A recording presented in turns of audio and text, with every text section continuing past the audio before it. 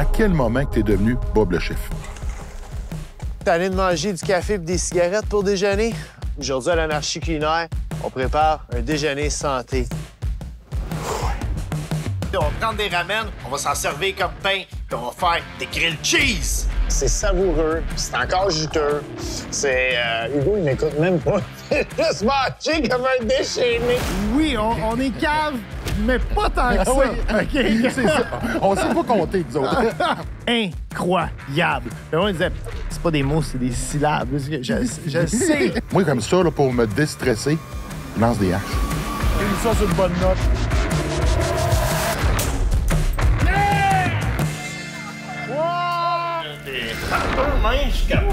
Mon coloc, à l'époque, il étudiait au Cégep du Vieux-Montréal en roulage de cannabis et en photographie. C'est ce qui a fait que tu es devenu le Bob le chef qu'on connaît maintenant. Ah oui, puis je surfe ton succès depuis ce temps-là. Road trip, ça a été une belle expérience. On a appris à passer du temps ensemble, pas juste un petit peu. On parle de... Je t'ai Ouais. quasiment vu nu. On a mangé dans 8 places de barbecue en 4 jours. Puis en moyenne, on ingurgitait à peu près 2500 calories par plat. C'est malade? C'est-tu correct, Pierre? Ouais, non, c'est correct. Mais- J'étais là, c'est quoi qu'il y a là-dedans? C'est de l'eau. Quand je vais être au Canal Vox, c'est là que j'ai arrêté de faire de la TV. Tout le monde, je prenais.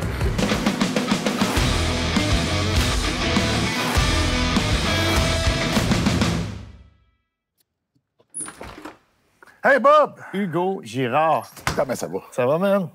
En forme. Ah, je me plante les pieds. Ah, yes! Ça va, hein? C'est toujours le fun. C'est toujours le fun. Hey, ça commence tellement bien, Ça part en feu. Hey. Ça fait longtemps que je t'ai pas vu. Je t'ai pas vu depuis notre road trip barbecue. Barbecue. Oh, oh, oh. Hey, Bob, je suis content de te voir, mais aujourd'hui, j'ai une surprise pour toi. C'est quoi? Je te dis pas de suite, c'est une surprise. Il fait juste te dire que j'en ai une. La veux seule qu'on affaire que tu imose. devrais t'inquiéter, c'est quoi qui va me faire comme surprise. Ouais, ça m'inquiète toujours. Oui. Absolument, tes surprises. Ça peut aller de tous les sens. Hein? Tu sais que si on était le 20 décembre, tu sais, ça serait quoi la surprise, par contre? J'aime. Hey, je vais prendre le temps de dire que tu as vraiment un beau setup. Pour vrai, c'est malade. Un cadre de Guy Lafleur, absolument. Les haches, c'est comme des haches de lancer, ça? Oui, exactement. Moi, Ok. comme ça, là, pour me déstresser, je lance des haches. C'est mieux qu'en fumer. Ah, mais c'est légal. Lancer de la hache aussi, hein? J'aimerais ça de voir pogner un trip de bouffe. Ça serait épeurant, ça. Hey, check là-bas sur le mur, Bob. Ouais. Non, l'autre mur. T'as Slapshot, t'as Ouais. Gab Duguay qui travaille fort, comme Ah, Gab- d'habitude. Ouais. Tu le reconnais, lui, hein? Oui, t'as vraiment engagé l'équipe C Non, non, hein, non. pour la technique. Bob. Sans aucun manque de respect, les gars. Bob, je l'ai engagé. Sais-tu pourquoi? Il n'y aura pas d'excuses. Le 20 décembre, vous êtes ici. C'est ce qui arrive le 20 décembre. Oh, il va être accroché sur le mur, moi, je pense. On va avoir un autre laminé. Il va garder une place libre là-bas. On va avoir Gab Dubé qui va habiter ici.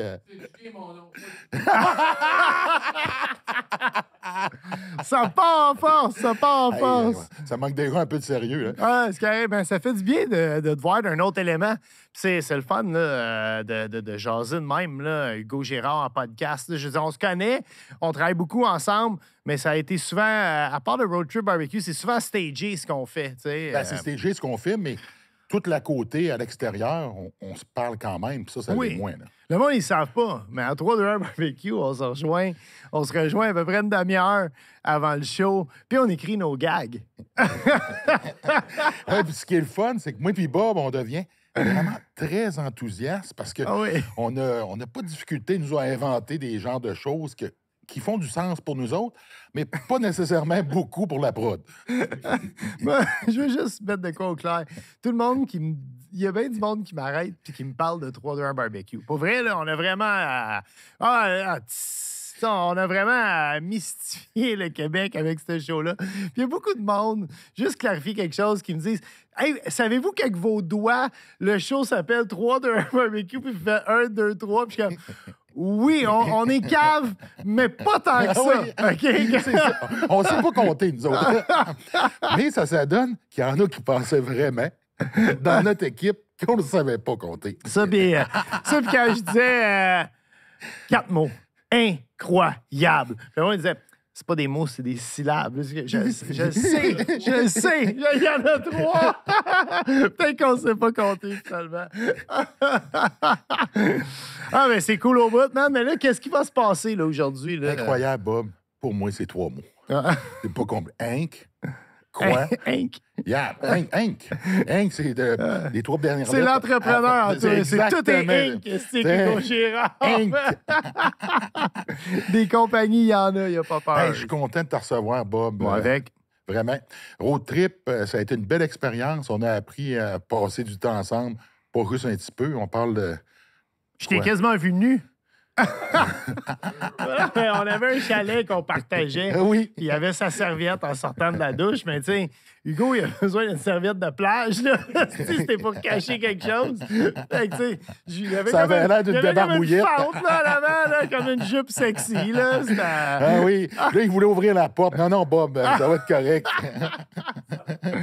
Non, mais allez checker ça. Pour vrai, si vous n'avez pas vu Road Trip Barbecue, Ben, c'est ça, on l'a pas malade. montré dedans, là, parce que le chalet, là, c'était des petits lits simples. On est passé proche de dormir ensemble, parce qu'il y avait seulement qu'un lit double. Fait que là, on a J'ai comme pris le tiré. lit simple. On a tiré à courte paille pour savoir. Ah non, sérieux, il était pas juste simple. Ça devait être un demi-simple. Là.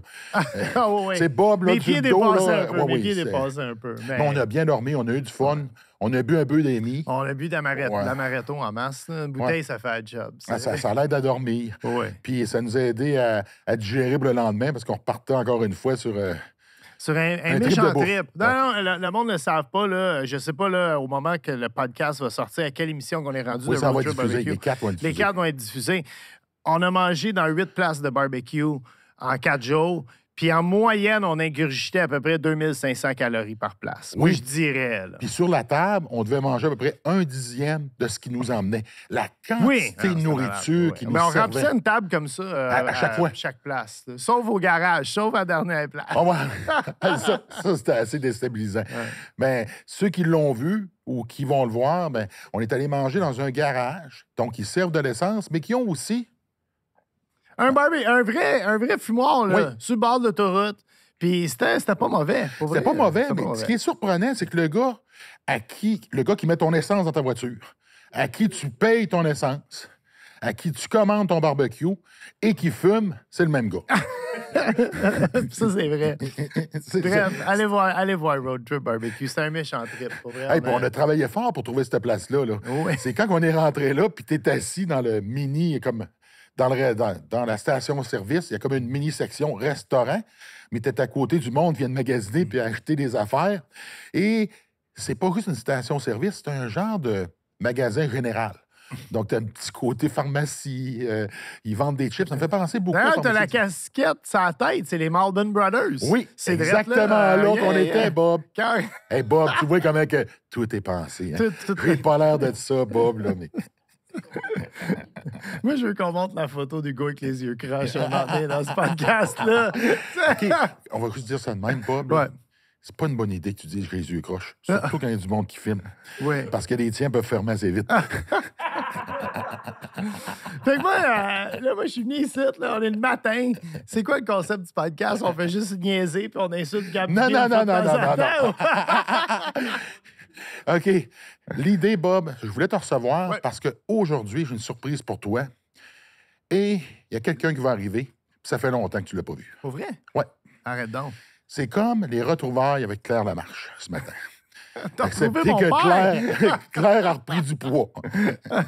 Ben, tu sais, ton père, pas loin de ça, tu vas voir. As-tu Claire. une idée qui ça pourrait être? Je te laisse. J'ai aucune idée, pour vrai. Aucune idée. Non, c'est... Attends une minute. Là, On va quelqu'un, retourner j'ai- dans ton passé. Là. On va reculer là, à tes débuts. Avant que le chef soit pas. Mon prof de cuisine à l'ITHQ. Ça pourrait être ça. T'as Non. marqué? Ouais, quand même, ouais. Pourquoi? Ah, ben, tu sais, moi, j'ai grandi avec ma mère.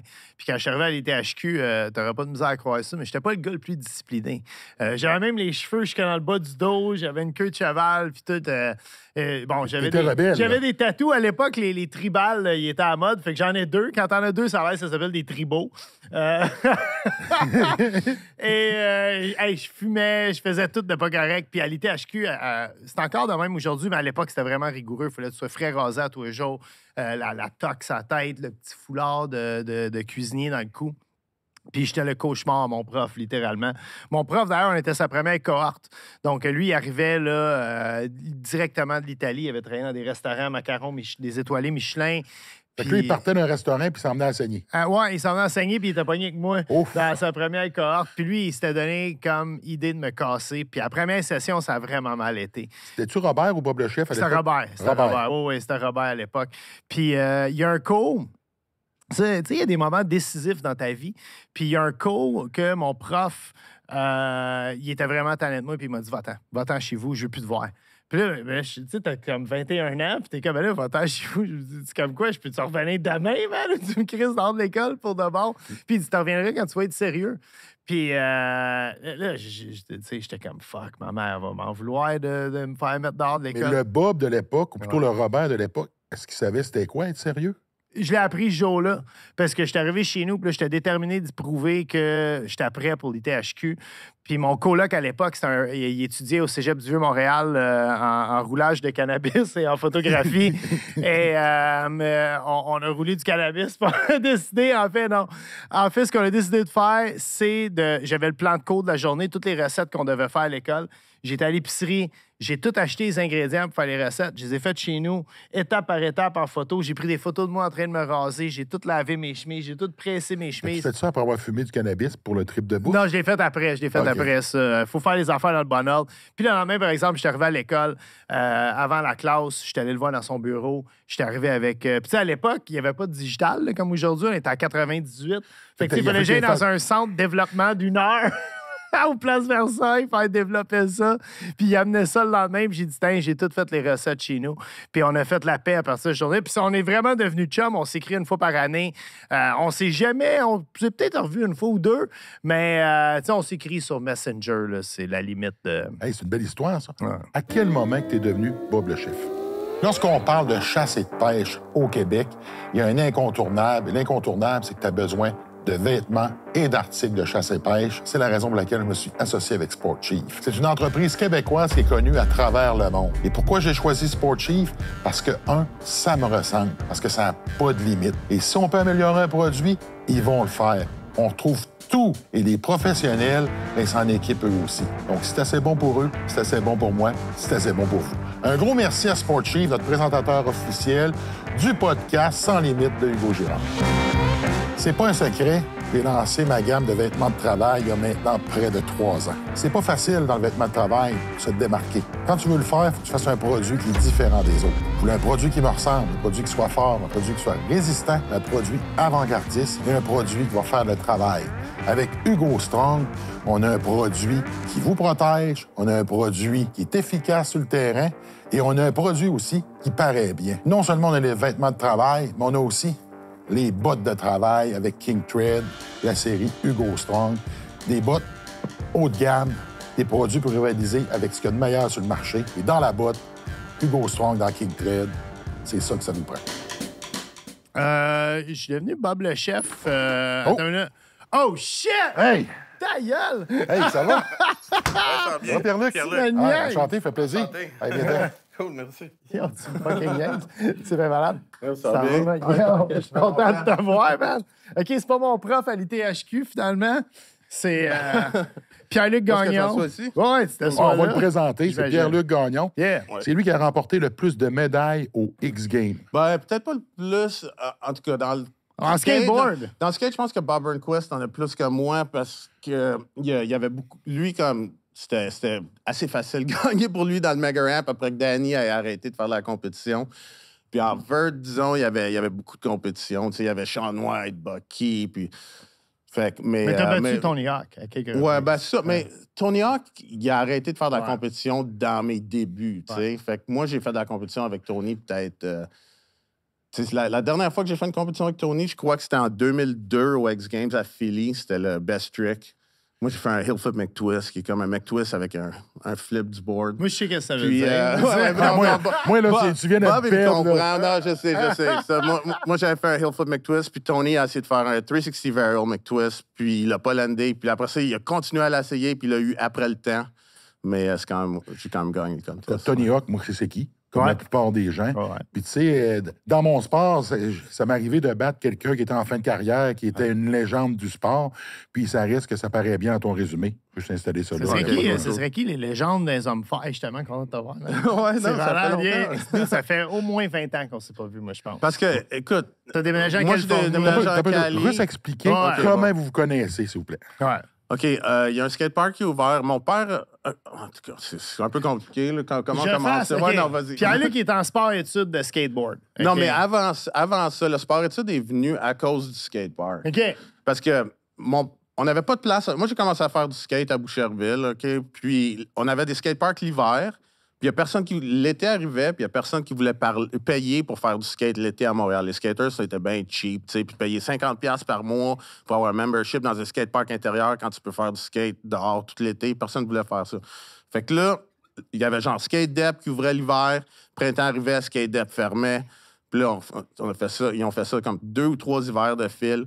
Puis là, après ça, on a eu un hiver qu'on a pas eu. Il y avait de juste une skatepark. rampe en plus dans ce place-là. Mais tu sais, avant t'es pas allé, toi, à Saint-Ambroise? Oui, j'ai commencé là, moi, à faire du non, skate. moi aussi. Oui, c'est ça. Fait qu'on a eu ça 2 hivers. Il y avait Jean Talon avec le vert dans l'entrée de garage, entre les 2 murs. Puis il y avait une échelle sur le mur pour monter en haut de la rampe.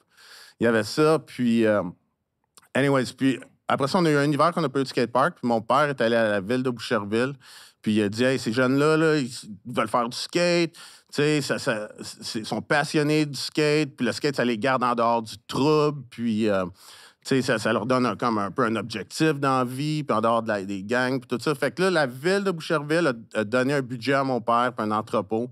Puis mon père a ouvert le skatepark, puis il a runné ça de 92 à 98 à Boucherville. Puis c'est là que moi puis Bob, on s'est rencontrés. Ton père, il a joué un grand rôle Ah ouais, vrai. dans ta carrière. Dans la vie de bien des jeunes. Donc, Denis, coach, qu'on appelait son père, on l'appelait le coach. Mon père, il coachait au basket. Yeah. Quand mon père a coaché Sam de Lambert, qui a joué pour les 76ers, c'est lui qui a parti aussi le programme de sport-études en basket, le Pagé Concordia.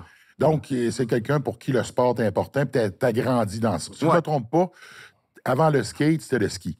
Ouais, mais ça, comme moi, quand je suis né, mes parents faisaient du ski l'hiver, puis ils faisaient du ski nautique l'été. Fait que je suis comme né, littéralement, là, dans le bateau. Là. Je passais l'été dans le bateau. Puis l'hiver, aussitôt que j'étais assez grand pour m'amener en ski, je commençais à faire du ski, de la course en ski. Je faisais de la course avec Éric Gay, puis son plus grand frère Christian. Puis là, après ça, je commençais à faire du skate. Puis là, j'étais là, je veux plus faire de ski. Là. Moi, comment, le skate? C'est juste que mon père faisait de la planche à voile. On a fait des voyages de planche à voile avec mon père. Puis là, je voyais des vidéos de surf, de skate. T'sais, on allait souper le soir. Puis comme au restaurant, je jouais des vidéos de surf. Puis là, comme ça m'a attiré. Puis le skate, tu sais, c'est un peu comme une forme d'art. Il n'y a personne qui te dit comment faire du skate, comment, il faut que tu sois unique, puis original, puis il n'y a pas vraiment un coach. T'sais, même s'il m'appelait mon père coach, là, mais mon père, il me poussait pour être comme, comment je peux dire, focus sur mon skating, mais il me disait pas comment il faut que tu fasses tel truc ou tel truc, tu sais. Parce que tu l'appelais coach, parce que c'était lui qui a comment encadrer tout ça, qui l'a créé. Ouais. Toi, tu travaillais là. En fait, moi, ce qui est arrivé, moi, je faisais du skate. Tu sais, il faut que tu comprennes, dans le skateboard, il y a comme 2 disciplines. Pierre-Luc, lui, faisait de la grosse rampe. Moi, je faisais plus du street. Moi, j'étais le bum dans la rue, OK? Puis je me tenais avec des petits bums. Moi, je viens de Tétroville, à Montréal. Fait que je me tenais avec des petits bums de Tétroville puis de Ville d'Anjou. Puis rendu à peu près à 15, 16 ans, mes chums, eux autres, ils ont comme... ils ont comme... ouais, c'était une gourde d'eau. Mes chums ont comme tout lâché le skate. C'est-tu correct, Ouais, Pierre-Luc? ouais, non, je suis correct. J'étais là, c'est quoi qu'il y a là-dedans? C'est de l'eau. Ça doit peser 50 livres, cette affaire-là. C'est comme lever un dumbbell de mademoiselle. Chez nous, on a juste des tasses de même dans la maison. Là. Bob, je sais pas si Bob est capable de la lever. Avec ses bras spaghettis, il m'a dit de quoi. Là. Mais bref, quand j'avais à peu près 15-16 ans, pas mal tous mes chums ont arrêté de faire du skateboard. Puis moi, j'étais un passionné de planche à roulettes. Puis le skatepark commençait. Ça faisait une couple d'années qu'il n'y avait pas de place, justement, pour faire du skate à Montréal. Puis ça se faisait bien, Boucherville, Tétroville, mine de rien. Là, il y avait un tunnel à l'époque. Tu pouvais prendre l'autobus au métro Radisson, ça t'amenait directement au skatepark. Puis, tu te rappelles-tu de la ligne d'autobus? Là, la 61. La 61. Yeah, carrément. J'apprenais à tous les jours. Ouais. Puis, en fait, au début, Pierre-Luc est allé à tous les jours aussi. Puis au début, le skatepark, t'as pas plein les jours de semaine. Le week-end, c'était tout le temps plein, mais les jours de semaine, des fois, on était à 4-5 personnes dans 15 000 pieds carrés de paradis de maçonnette. C'était vraiment le fun. Plus que ça. Puis, 20 000. Ouais, peut-être, peut-être 15 000. Non, c'est vrai. Ça commence à faire grain. Là. Yeah. Ouais. Puis Pierre-Luc, puis moi, on a commencé à se jaser, parce qu'on était littéralement là à tous les jours. Fait que, par défaut, on s'est mis à se jaser. Puis c'est vraiment son père qui m'a approché. Puis son père était comme, écoute, tu viens ici à tous les jours, tu viens tout seul. Puis son père est vraiment de même, c'est un gars focus. Fait que lui, il me voyait venir, puis me pratiquer. Moi, je suis pas un gars, j'ai pas un talent naturel à la planche à roulettes. Faut que tu travailles fort. Moi, il faut que j'y aille à tous les jours skater. Ben, sinon, moi aussi. Moi aussi. Puis il y avait Westner, qui était Westner. vraiment le pire caissier ever. Il dormait sa job. C'est un gars qui joue au basket, je pense, pour ton père. Ça, au début, mon père voulait pas engager des skaters parce qu'il disait les gars vont skater sa job puis ils feront pas leur job. Puis mon père, il runnait un programme de basket à Lucien Pagé, fait qu'il engageait ses joueurs pour travailler au skatepark. Fait qu'il savait que les joueurs... C'était intimidant aussi, les joueurs. Fait que ça, quand ils nous disaient de mettre nos casques puis nos coudes, c'est des gars genre de 6 pieds 5. Mais il m'a donné une chance. Il a dit, écoute, tu peux faire 3 soirs semaine. Puis il avait raison, son père, parce que là, j'avais les clés de la place. Puis là, tout le monde, je suis parti de 0 à héros. Tout le monde voulait être mon chum. T'es devenu populaire, ça a commencé là. Ah ouais, puis ça a pris du temps avant que je cède. Mais tu sais, là, je connaissais la routine. Pierre-Luc, des fois, il restait à Boucherville les week-ends. Puis ses parents partaient à Tremblant. Puis là, oublie ça, là, on mettait tout le monde dehors à 9 h. Le skatepark fermait à 9 h, puis à 9 h 30. Hein? C'était-tu toi le gardien? C'était moi le gardien, ouais. Non, mais nous, on avait une session privée comme de 9 h jusqu'à temps qu'on soit tanné. C'est ça. Moi, j'ai déjà dormi dans le skatepark. T'as déjà dormi dans le skatepark? Les matelas noirs, j'y collais. Puis, nice. Je me lavais dans le lavabo, ce qu'il y avait à Je sais pas si j'ai déjà... J'habitais trop proche. J'ai jamais vraiment... j'ai jamais dormi au skatepark. Fait que son père, il a joué un rôle dans ta vie à toi aussi. Ah, c'est fou, parce qu'il m'a donné ce job-là. Puis ça payait bien, en plus, à l'époque. Je me souviens, j'étais déjà cuisinier, il faut comprendre. Là. Je travaillais déjà chez Giorgio. Yeah, je travaillais chez Giorgio, en plus, de travailler là. Étais-tu Bob le chef, déjà, ou pas encore? Non. Ça, c'est arrivé comme 12 ans plus tard, là, au moins. Là. Mais, puis à un moment donné, en tout cas, moi, ma mère, elle s'est remariée. Puis son deuxième mari est mort du cancer. Puis Denis, il m'a un peu pris sous son aile. Il venait me chercher même chez nous quand il finissait à Lucien Pagé, parce que c'était justement le tunnel.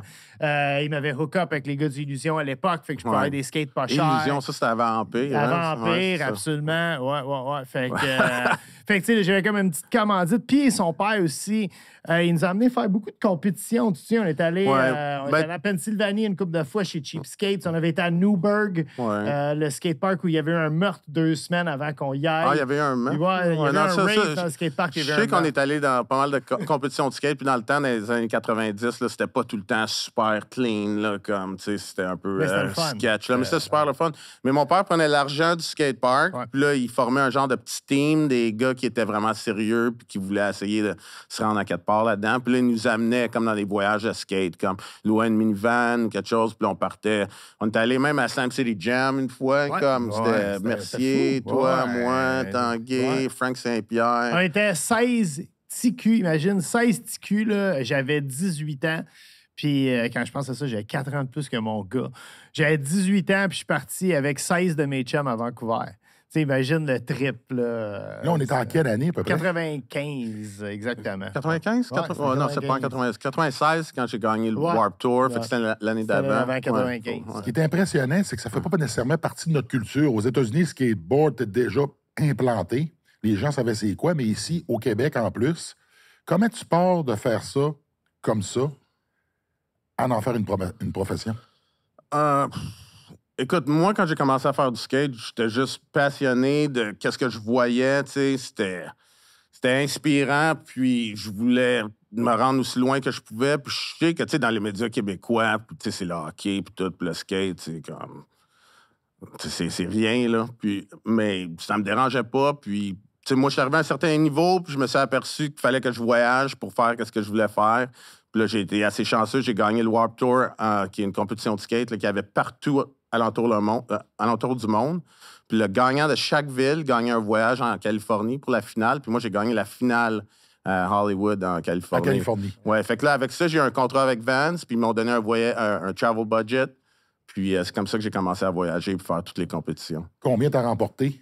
Ah, c'était pas beaucoup, là. Écoute, c'était une compétition amateur, fait que j'ai pas fait d'argent. Puis j'ai eu mon premier contrat avec Vans, je faisais 250$ par mois, OK? C'est tout. J'avais autant de souliers que je voulais, mais ils m'ont voyagé à toutes les compétitions à travers le monde, n'importe quelle compétition que je voulais aller toute l'année.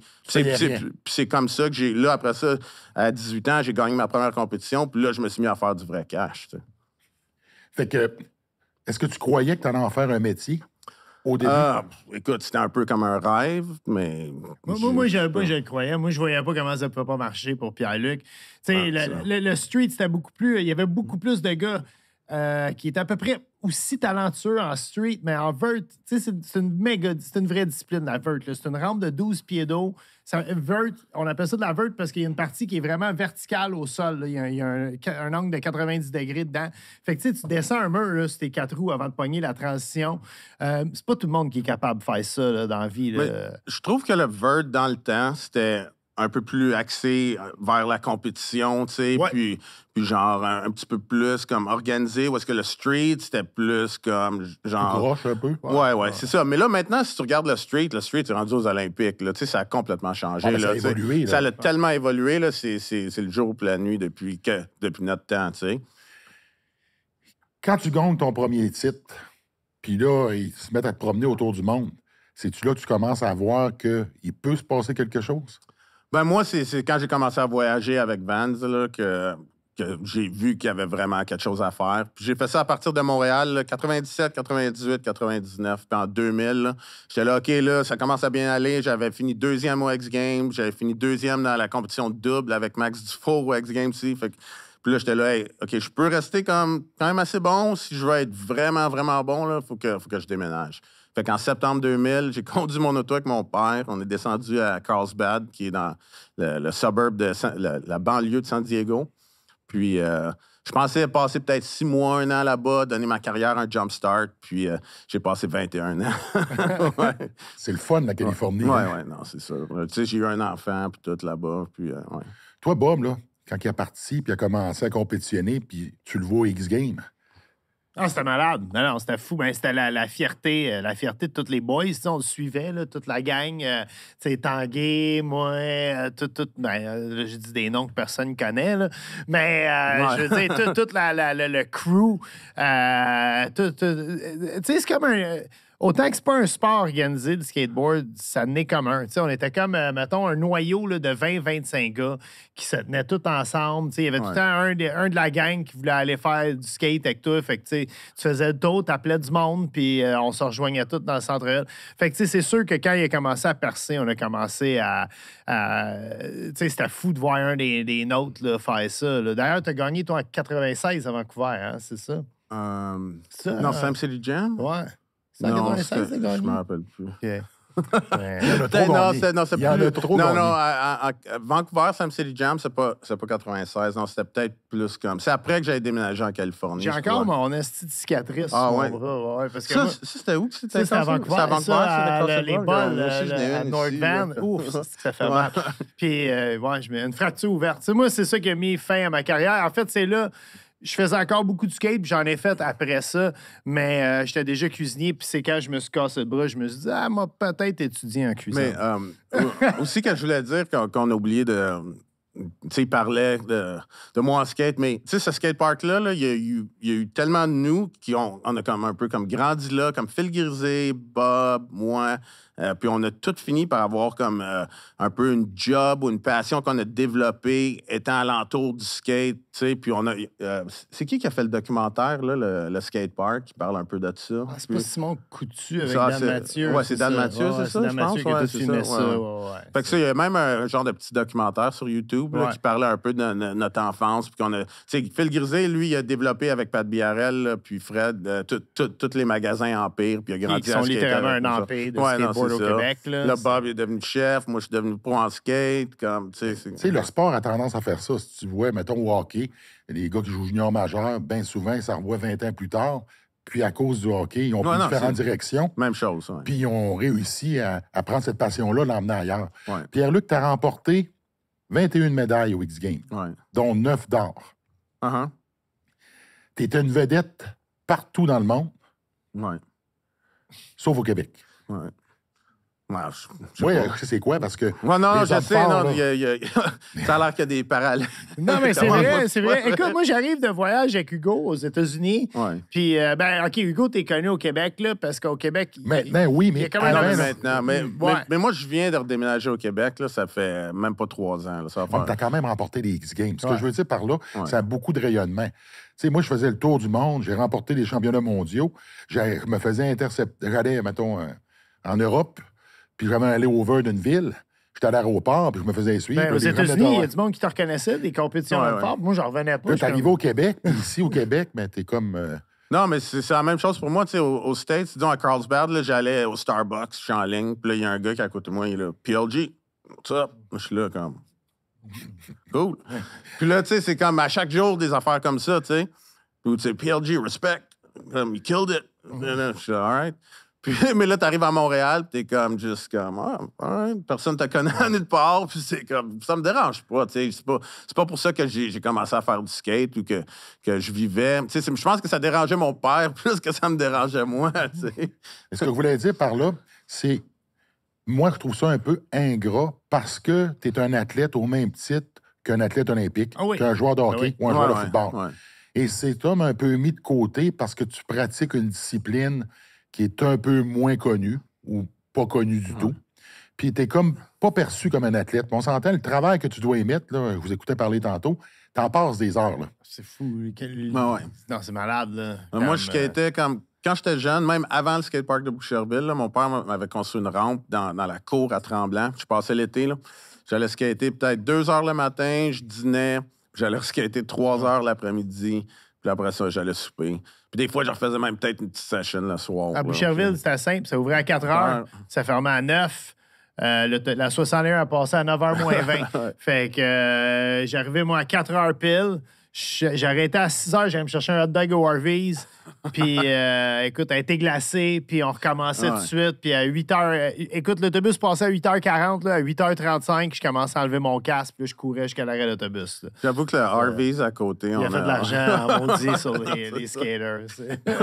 T'as-tu l'impression que le fait que t'es parti, par la suite, le skatepark a fermé, que le sport a comme pris du recul au Québec? Avec le vert, la rampe, définitivement. La scène de street, je trouve que, tu sais, il y a du monde qui ont comme repris ça en charge, tu sais, puis comme les gars de Dime. Il y avait le Taz, à l'époque. Tu sais que par respect à Boucherville, j'ai été au Taz voir des compétition des affaires. J'ai jamais payé pour skater au Taz. Pour vrai? Ouais, j'étais contre ça.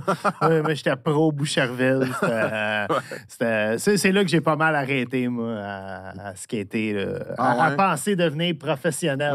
Parce que moi aussi, j'ai pensé un moment donné, mais tu sais, j'avais pas le talent. Mais toi, en quelle année tu as commencé à faire comme tous les films avec, tu sais, c'est pas des podcasts, c'était plus comme des YouTube avec Dan. C'est comme ça que ça a commencé YouTube, avec moi, je faisais ça avec... je sais pas si tu te souviens de Alexis Bro. Il faisait du skate avec J-Ball. C'était comme les deux kids up-and-comer en street. Ben moi, mon partner, c'est Tyler, il skatait-tu avec eux autres aussi? Un peu, exactement. Puis tu vois, Alexis, lui, il faisait des blogs pour des petites compagnies. Il y avait Island, qui était comme un forum de chat de skateboard. Puis lui puis sa femme m'ont approché, puis Mathilde. Puis il était comme, on pourrait peut-être faire de quoi cuisine. On veut faire d'autres choses que le skateboard. On commence à vieillir. Puis on n'avait aucune idée quoi faire en cuisine. C'était les débuts du web. Hein. On était en 2004, 2005. Ça fait 20 ans de ça. Facebook n'existe pas, Twitter n'existe pas, Instagram, C'est vrai, YouTube. il n'y avait même pas de social media. Il n'y avait rien. Il y avait MySpace qui commençait, puis qui était très cool. Tu pouvais mettre de la musique sur ton profil. Bref, on pensait faire plein d'affaires. On a même pensé un moment donné écrire des recettes de soupe. Puis là, comme tu aurais les 4 premières recettes gratuites, puis après, si tu payais 99 cents par mois, on t'envoyait comme 10 recettes de soupe. Puis finalement, on a juste dit, eux autres, ils ont dit, Bob, il parle beaucoup. Puis on devrait juste le filmer puis voir qu'est-ce qui arrive avec ça. Fait qu'ils ont filmé, ils ont fait un petit montage avec ça. Ils ont mis ça sur Island, justement. Puis tu sais, il n'y avait pas d'image, rien. Là. Dans un forum de chat, il y avait juste... Hey, Bob le chef a commencé à faire des... Fait que Bob le chef, t'as commencé, là. Bob le chef, on a décidé ça Mais comme... Bob le chef, là, c'était un peu comme le cooking à la bonne franquette, comme, puis tu sais, pas trop cher, comme, qu'est-ce que tu peux faire avec qu'est-ce que tu as. C'était pour les boys, ouais, non, c'était un bouffe pour les boys. C'était un peu comme chez nous, quand mes parents partaient à Tremblant, tu sais, tous les boys venaient dormir chez nous, on se quittait toute la fin de semaine, on faisait des gros cook-out, puis tu sais, comme, toute la cuisine, ça me rappelait un peu comme ça. C'était vraiment ça, puis c'est ça, tu allais sur ce site de chat-là, puis là, c'était écrit, Bob le chef a fait une vidéo, puis tu cliquais sur le lien, puis là, il y avait un QuickTime Player qui apparaissait dans ton écran, puis la vidéo commençait. Ça existe-tu encore, ça? On peut-tu mettre la main là-dessus? Il y en a, la première capsule est sur ma chaîne YouTube. Ouais, des côtelettes de porc avec des pommes caramélisées puis du brocoli vapeur. Nice. Quand tu le regardes maintenant... Je peux... c'est malade que je sois assis dans ton garage, Hugo. Tu sais, c'est comme tout dans la vie. Faut que tu travailles pour t'améliorer. Il y a bien du monde, ils disent « Ah, la TV, c'est facile. » C'est pas facile pantoute. Mais c'est le fun d'avoir le chemin parcouru, par contre. Oui. Puis je l'ai déjà dit. Le chemin pour te rendre, puis je suis sûr que Pierre-Luc, c'est pareil. Le chemin pour te rendre, c'est aussi le fun que la destination finale. Tu le sais pas pendant que tu es en train de faire toutes ces années-là de vidéos pas chères puis des démonstrations dans des festivals en plein milieu des Laurentides, qu'il n'y a pas de lavabo, puis que tu te laves les mains avec ta bouteille d'eau, puis comme, c'est complètement capoté les affaires que j'ai faites. Mais quand tu y repenses, comme fuck, c'était le fun de tout faire ça. C'est ce qui a fait que tu es devenu le Bob le chef qu'on connaît maintenant. Ah oui, puis je surfe ton succès depuis ce temps-là. Non, mais moi aussi, je peux Oui. dire tu sais, que le skate, j'ai vraiment aimé ça parce qu'il y avait un challenge. Tu sais, le skate, ça n'a jamais été facile. Le board n'est pas attaché à tes pieds. Tu peux tomber pour n'importe quelle petite erreur peut comme te faire tomber en bas de ta planche. Puis, tu t'es jamais comme... you're never bored parce que comme, j'ai rien à apprendre, je sais pas quoi faire. Tu sais, il y a tout le temps de l'amélioration que tu peux faire à chaque fois que tu vas skater. Puis, mais ça ressemble beaucoup à ce qui se passe dans la vie. Il n'y a jamais rien de sûr. Puis à la moindre erreur, tout peut tomber. Ouais. Puis en parlant de succès, justement, avec succès vient quoi? Vient la pression. Tu as été considéré le meilleur au monde pendant combien d'années? Je sais pas. Ouais, il devait avoir, moi, je dirais, là, d'à peu près... Il y a 3-4 gars qui se partageaient de 2002 jusqu'à 2015, c'était genre entre Bucky, moi, puis Sean White quand il était là. C'est ça. Fait que on était 3 là, qui gagnaient pas mal tout. Exactement. C'est un petit groupe restreint. Puis, tu sais, après ça, en Mega Ramp, il y avait Bob Burnquist, puis en vidéo, il y avait était genre cool Danny avec toi, Way. il était Ouais, tu sais, comme...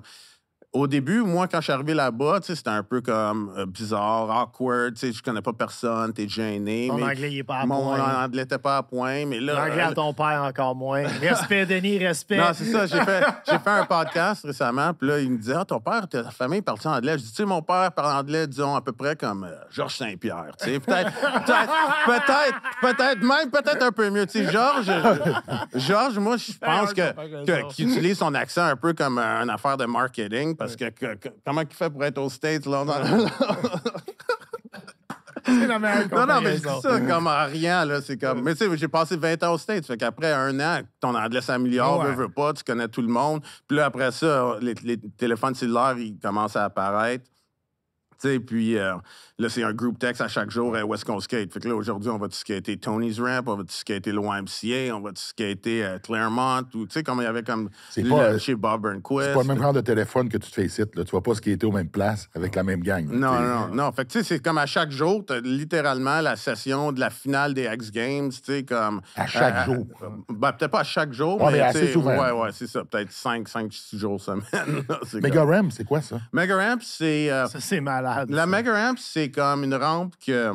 Attends, je vais te montrer une photo, là, mais... En fait, là, c'est une plateforme. C'est quoi? C'est à peu près 40 pieds d'eau? OK, c'est Danny Way qui a designé ça. Il essayait comme un peu d'inclure sa vision d'un jump de motocross avec le skate, puis un quarter pipe qui, au lieu d'être 14 pieds d'eau, d'être 27 pieds d'eau. OK? Fait que là, il avait-tu fumé avant d'avoir ces idées-là? Ben, Danny, il fumait quand même. Mais comme... je sais. En fait, t'as comme une plateforme d'à peu près 40 pieds pour pogner ton élan. Tu descends ça. Il y a ça, c'est juste un air là, sur le quarter pipe. Mais le quarter pipe, tu le vois pas. Là, il est 27 pieds plus, à peu près 20 pieds. Hey, trouve-moi une vidéo, s'il te plaît. J'aimerais voir. Non, c'est malade. Là. Ça, c'est l'affaire. Ça, c'est extrême. Toi, t'étais-tu bon là-dessus? On n'a pas quelqu'un comme sur Rogan là, qui sort les vidéos. On va le trouver. Je suis allé faire... Ça doit ressembler à ce que j'ai vu. Je suis allé faire un record du monde au Japon dans les années 2000. Puis on était dans un méga entrepôt. Puis on construit une méga rampe. Puis lui, je pense que c'était ça. Il allait descendre la rampe la plus longue au monde. Puis il faisait un saut en skate. Ah, mais Danny a sauté par-dessus le mur de Chine. C'est peut-être lui. Là. Ouais, c'est ça. Fait que Danny, on construit un roll-in là, qui était peut-être, je dirais, là, 80 pieds d'eau, quelque chose comme ça. Okay. Puis là, il y avait un jump. Puis avec le jump, il a sauté par-dessus le mur de Chine. Puis il y a une signature de Danny Way là, sur le mur de Chine. Ouais, c'est ça. Ouais, puis on construit ça un jump, un landing. Puis lui, il a sauté par-dessus le mur. Le mur, c'était à peu près, peut-être, je dirais, 70-80 pieds de long. Là. Danny Way, c'est comme... C'est comme le Tony Hawk version extrême, un peu punk. Evil Knievel du skate. C'est un capoté. Là. Puis quand il a sauté le mur de Chine, il faut dire que la veille, il l'a essayé, puis il s'est fucké à la cheville solide. Puis il l'a fait pareil le lendemain. Le lendemain, OK, il y a eu un docteur, Dr. Brian Weeks, qui était un de nos amis là-bas, qui était tout le temps là quand on faisait des événements de Mega Ramp, qui l'a injecté dans la cheville. Puis Danny disait qu'il sentait tellement pas sa cheville, parce que sa cheville était brisée, qu'il était pas capable de sentir son board, sa planche avec sa cheville arrière. Fait qu'il fallait qu'il regarde à terre pour être sûr que son pied était sur la planche quand il a fait le 360 par-dessus le mur des Chines. Il a-tu réussi? Ouais. Il a landé comme il faut? Ouais. Avec une cheville cassée? Oui. Parce que le jour d'avant, je pense pas qu'il est allé assez loin. Il pensait que... Parce que le Mega Ramp, là, c'est vraiment tech, OK? Si l'air est plus... Disons que c'est plus humide ou que l'air est plus sec ou que tu es en altitude, tu vas aller plus vite, plus loin ou moins loin. Puis... Fait que, OK, le Mega Ramp, comme à LA, on était habitué, on savait les specs directs. C'est comme le jump de 70 pieds, tu drops à telle hauteur, puis tu vas arriver là, puis tu vas arriver... Tu sais, comme on le savait. Puis on est allé à Mexico City, qui est, je pense... qui est vraiment en altitude, là. C'est, je pense, 1000 en altitude, quelque chose comme ça, Mexico City. Puis il a fallu là, qu'on descende les roll-in de 10 pieds, parce que sinon, là, on se ramassait là, quasiment là, passer tout le landing, là, puis on allait trop vite sur le quarter pipe parce qu'on pensait se tuer. Ouais, fait que là, quand il est arrivé en Chine, je pense que le roll-in n'était pas assez haut, fait que qu'est-ce qu'il avait calculé avec comme l'air de Los Angeles puis tout ça, comme il est arrivé short, fait au lieu d'atterrir dans le landing, il a atterri là. Puis là, il a flippé par-dessus. Puis c'est comme ça qu'il s'est cassé la cheville. Fait que t'as pas d'équipement de protection, là. Ouais, t'as des knee pads, elbow pads, tu sais, des genouillères, des coudes, puis un casque, mais t'as pas... aussi, on mettait comme des culottes paddées, comme un peu comme des culottes de hockey, genre un peu plus minces, tu sais. On s'entend que quand tu tombes à cette vitesse-là, de cette hauteur-là... Ouais. Non, il y a des techniques, les gars sont habitués, vous glissez ses genoux beaucoup. T'appelles ça un knee slide, là. Tu glisses sur tes genoux, comme t'atterris sur tes pieds en premier, puis t'amortis l'impact, puis après ça, tu prends comme un pas, puis tu vas sur tes genoux. Tu peux le faire aussi comme sur ta hanche, sur le côté, tu sais. Comment t'en as eu de blessure, juste pour voir? Parce que je suis curieux, là. L'équipement te protège. Fais-moi donc un listing de qu'est-ce que t'as eu comme blessure. Qu'est-ce que j'ai eu comme blessure? Écoute, je me suis déchiré le PCL dans la jambe gauche. Je me suis cassé le scaphoïde dans le poignet droit, l'avant-bras droit. J'ai cassé toutes les dents. Après ça, j'ai eu un labrum déchiré dans la hanche gauche. puis une cheville cassée avec une plaque de métal dans la jambe droite. Puis, attends un peu. Ah oui, aussi, une fois à la rampe à Tony, celle-là, c'était vraiment stupide. Là.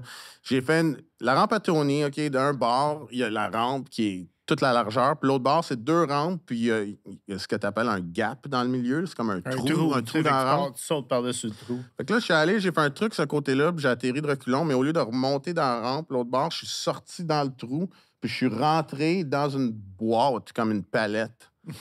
Ça aurait pas dû être là. Non, vraiment pas. Ça a dû arrêter. J'ai eu une fracture ouverte sur le genou. D'ici à là, je me suis cassé la rotule. Il a fallu que je me fasse opérer le jour même.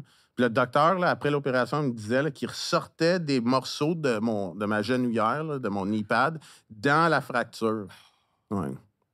Fait que là, après ça, il a fallu que je porte un brace pendant 1 mois de temps. Ça, c'était en 2006. J'ai manqué les X-Games cette année-là. Puis après ça, j'ai fait comme de la musculation, tu sais, comme physio, puis tout pendant des mois. Puis je suis revenu. Tu sais, mais j'étais quand même assez jeune, fait que j'ai bouncé back quand même. Tu sais, je me suis cassé ça là, au mois de juillet, puis au mois de novembre, j'ai refait une compétition. Wow. Ouais. OK. Ouais. Ça, c'est fou. Ils ont fait une bonne job avec l'opération. Ouais. Puis tu sais, comme... Tu t'en ressens-tu aujourd'hui? Hein? T'en ressens-tu des Ça des dépend. effets de... Mon genou, pas du tout. Ma hanche, oui. Ma cheville, oui. Comme là, demain matin, je vois un orthopédiste... comment tu dis ça? Un orthopédiste? Orthopédiste, oui. Orthopedic surgeon, quelque chose comme ça. Tu sais, c'est comme... Puis avec... je veux me faire enlever le métal dans la cheville droite, là, parce que ça me... T'es tanné de sonner à l'aéroport? Non, c'est que quand je fais du skate, puis comme j'arrive en bas de la transition, puis donc je pompe avec ma jambe arrière, je sens souvent comme le muscle ou je sais pas, le tendon qui frotte dans le métal, puis ça me gosse un peu. Ouais, c'est désagréable. Ça fait pas mal, mais c'est gossant. Ouais, c'est ça. T'as quel âge maintenant? Là, j'ai 44. OK. Ouais. Moi, je sais pas, mais pour moi, je peux te dire, j'en ai eu des bonnes blessures aussi. Ouais. Toi, t'as des estis de cicatrices. Genre quoi, peux-tu me nommer? Rupture du tendon rotulien, les 2 tendons d'Achille, déchirure l'aine, déchirure du pec. Après ça, des tours de rein, un hernie discale. OK. Fait que, Moi, je me suis déjà coupé avec un couteau de chef. Moi, c'est quoi la pire qui te dérange le plus aujourd'hui, genre que comme ce qui me dérange aujourd'hui, c'est pas une blessure en soi. Je pense que c'est l'accumulation de tout le stress que mon corps a subi.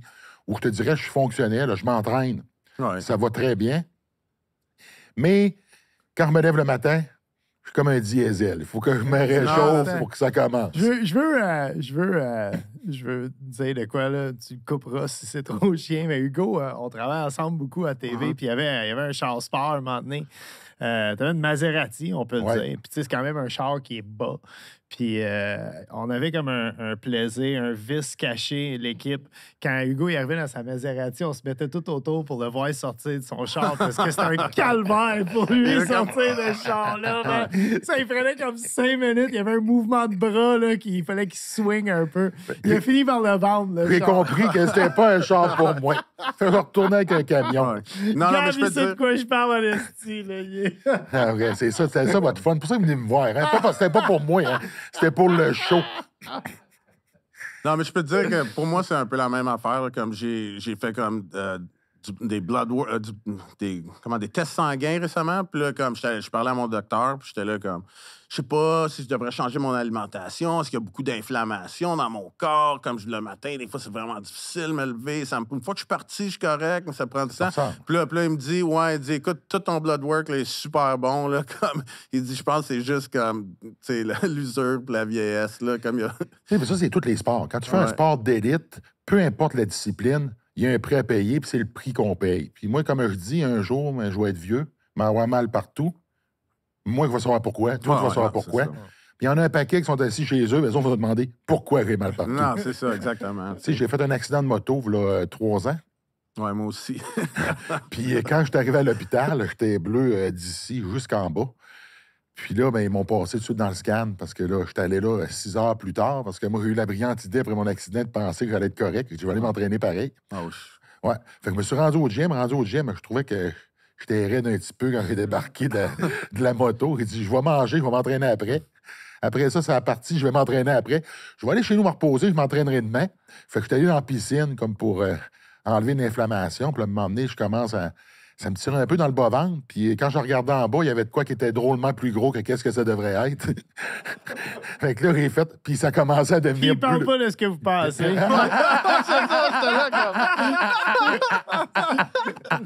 Puis là, j'ai fait, OK, je pense qu'il faut aller à l'hôpital. Fait que là, j'ai dit, je vais manger.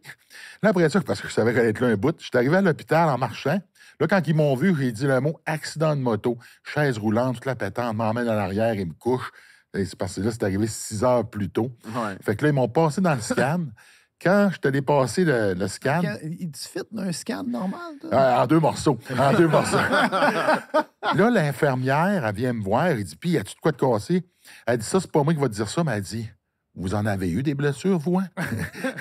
Fait que là, ben, ça a l'air que de l'arthrose, il y en a pas mal.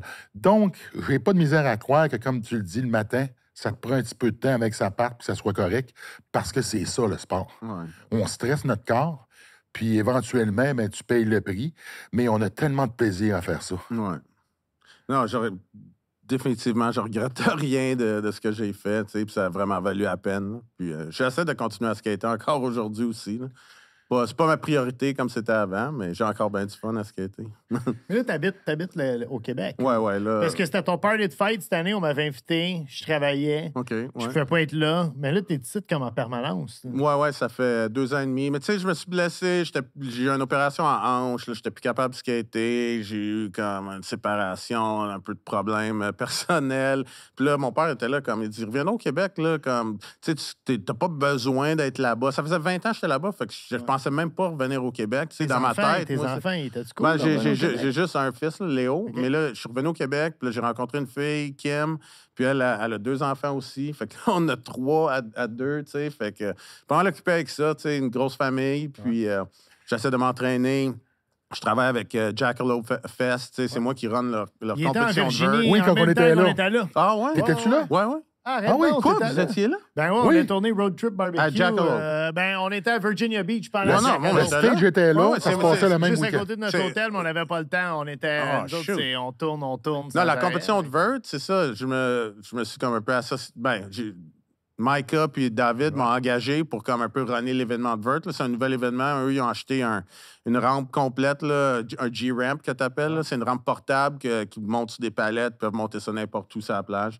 Là, le 12, on s'en va à Mississauga, en Ontario, à côté de Toronto.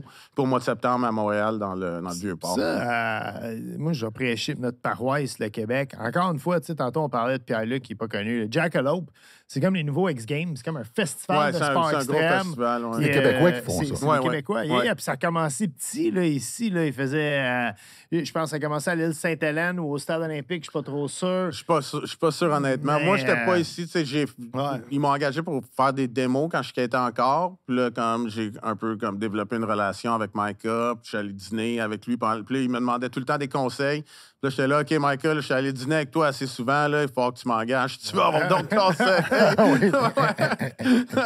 À un moment donné, c'est comme important. Non, je niaise un peu, là, mais non, je suis super content. Là, on est en train de construire un nouvel événement, une nouvelle tournée de vert, là, de rampe. Puis, c'est ça, notre premier événement, c'était à Virginia Beach. Tantôt, tu as mentionné que c'était pas payant au début. Tu faisais pas ça pour l'argent, mais à un moment donné, ça a dû venir payant. Oui, c'est sûr. là.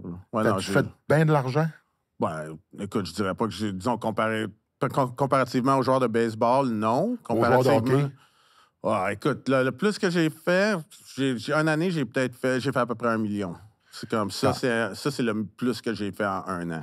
T'étais-tu un des gars? Parce que parfois, il y a des sports que t'es le meilleur, mais c'est pas toi qui fais le plus d'argent. Tu sais, on pense à André Agassi à l'époque. Ouais. Il était pas numéro 1, mais c'était lui qui faisait le plus Écoute, d'argent. moi, dans mon sport, là, l'argent que je faisais, disons que j'étais bien payé. Ouais. là, comme, Ah, OK. ouais. 1 million par année en skate. Un gars comme Tony Ouais, Hawk, ouais. faisais-tu plus d'argent? Écoute, maintenant, avec les Olympiques, je pense que c'est en train de monter encore plus. Là, mais tu sais, dans mon temps, là, le skate, c'est pas encore rendu olympique. Puis l'année où j'ai fait 1 million, là, disons, là, j'étais salement bien payé pour un skater. Ouais.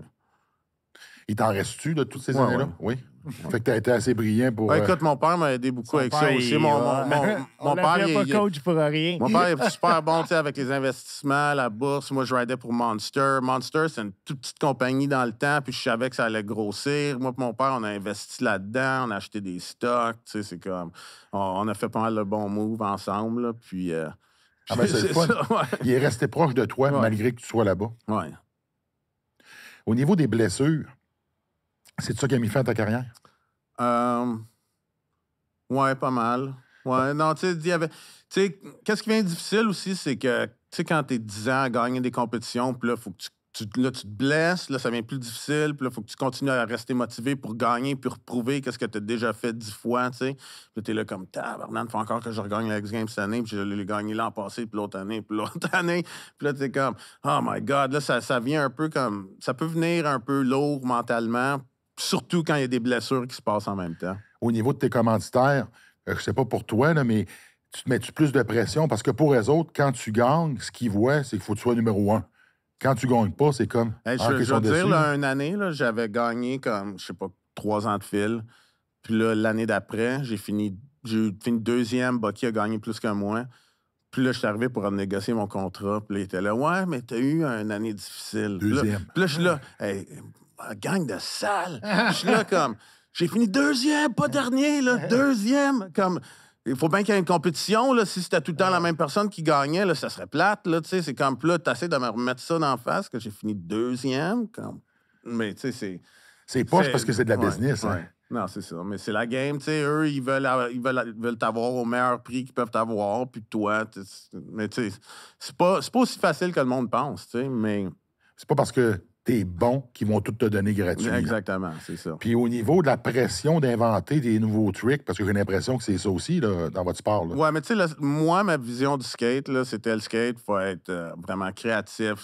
C'est comme, j'appelle ça un art, une forme d'art, tu sais. Puis disons que tel gars fait tel truc. Tu sais, il y a certains skaters qu'eux, ils aiment ça, comme un peu copier les trucs des autres skaters. Puis comme ils voient quelqu'un faire quelque chose, moi aussi, je vais essayer de faire ça. Puis moi, si je voyais quelqu'un faire ça, je suis là, ben moi, je vais essayer de trouver la fenêtre qui est ouverte où est-ce que personne fait ça. Puis je vais essayer d'apprendre quelque chose de nouveau qui n'a jamais été fait. Tu sais, si tu n'amènes rien de nouveau au skate ou à la game, comme tu n'aides pas vraiment la progression du sport parce que tu fais juste copier ce qui a déjà été fait. Veux-tu être un band ou un cover band?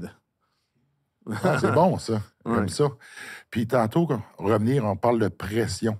Quand tu reviens d'une blessure, la pression de performer, c'est pas autant physique que c'est mental, parce que c'est dans tes oreilles que ça se passe. Là.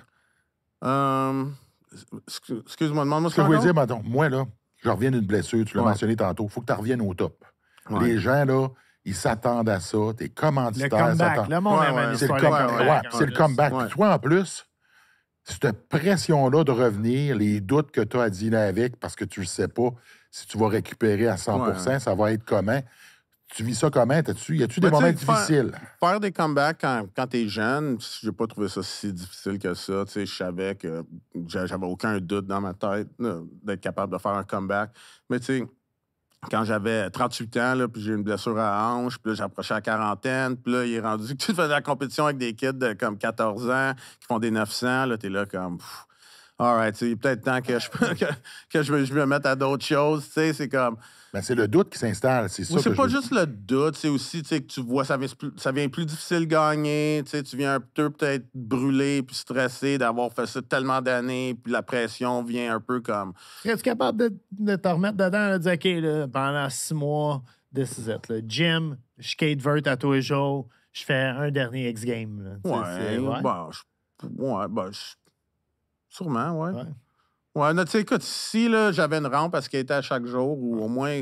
J'aurais pas besoin de skater autant qu'avant. Tu sais, avant, là, je skatais 6 jours semaine. Là. Ouais. Comme là, si je skatais 3, 4 jours semaine, tu sais, je serais tellement plus efficient avec mon skating. Tu sais, comme je serais capable de moins skater puis accomplir comme pas mal plus juste à cause de l'expérience, tu sais.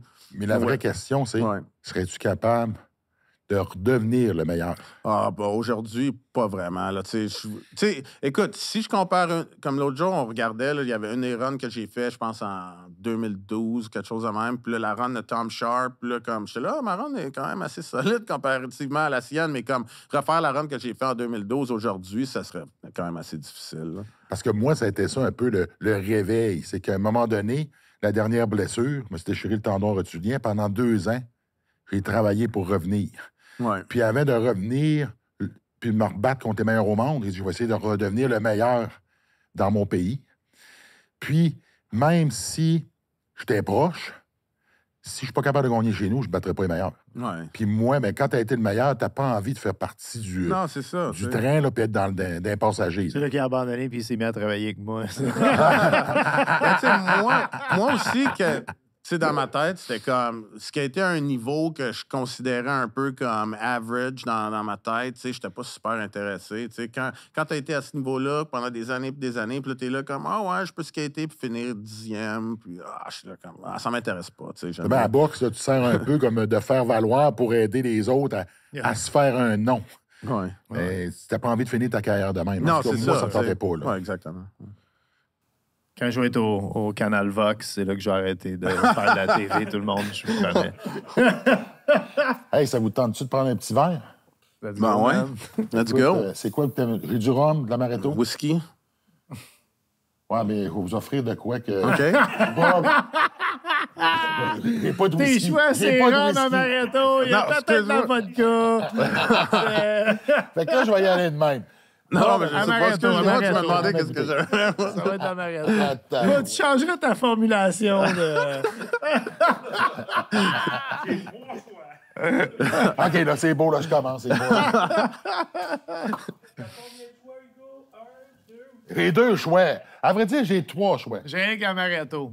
Bon. Non, mais ça, est-ce que c'est ton brand ou... Ouais. OK, Non, je vais excuse-moi. faire un- Écoute, moi, On a tous des brands d'alcool. Passe-moi J'ai- des tasses. Ben, moi, j'ai mon Ah, OK. vin. Ah, c'est- ça, c'est pour toi en En tout passant. cas, Pour vrai, merci. tu goûteras ça. En tout cas, ma blonde, elle va Hey, être on est contente rendu à d'appeler l'info ça ce soir, pub. parce que... Aujourd'hui, on a Bob qui nous présente son vin. On va faire une dégustation. Excusez-moi du Thierry North Shore d'avoir brimé Attends. votre moment de pub. Fait que ça, c'est un... Un Cabernet, Cabernet, mais- yeah, ouais. ça vient tout du même vignoble, c'est français, c'est un Nice. meilleur vin d'épicerie que tu vas Merci trouver en beaucoup. soi. Ça fait plaisir, arrête donc.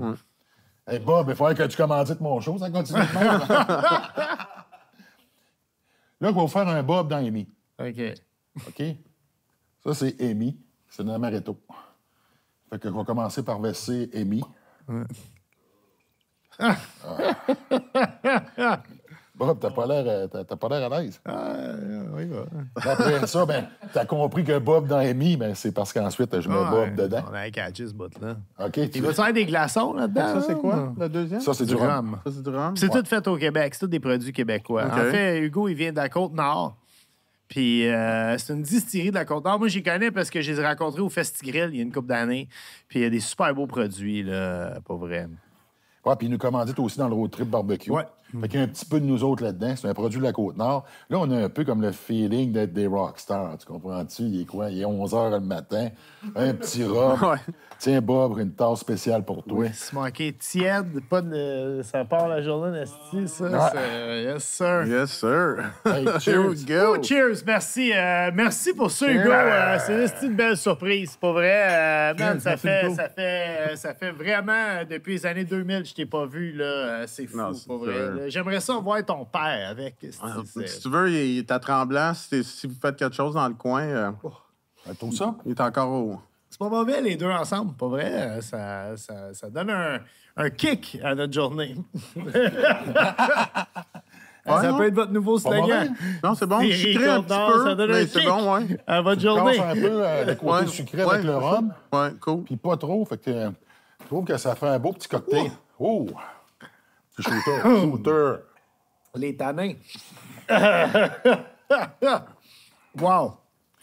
Bon petit choix, hein? C'est très bon. Merci. Nouveau cocktail à la mode. Là. Je vois déjà le poster avec le slogan. Prends pas cette photo-là avec les... Hugo avec les yeux crash, man. Hey Bob, tu vas-tu m'inviter dans ton podcast? là? C'est sûr, j'étais déjà venu à mon podcast. Tu dormais-tu quand t'es venu? Non, mais t'es allé avec ton podcast avec toi et ta blonde. J'ai hâte d'aller dans le tien. là. Non, mais j'ai pas de podcast seul. Puis le podcast avec ma blonde, ça sort quand, ça, là? Ça sort... Au mois de septembre. Au mois de septembre, Ouais, ben, l'automne. c'est ça. Le podcast de Victoria et moi, on prend un break parce que on va avoir un enfant au mois d'octobre. Fait que mois de septembre, on va tirer à plug là, pendant au moins... tu sais, on a fait 60 shows. On laisse la place à d'autres de faire des podcasts, tu sais, justement. On prend la relève, la marche est haute. Absolument, absolument. Là, en parlant de break, je pense qu'on va prendre un break. OK? On va faire du lancer de la hache. OK, cool. Oh yeah! c'est bon, T'es ça. sérieux? Nice. Ah oui, ah OK, oui. ça, c'est malade. Let's go!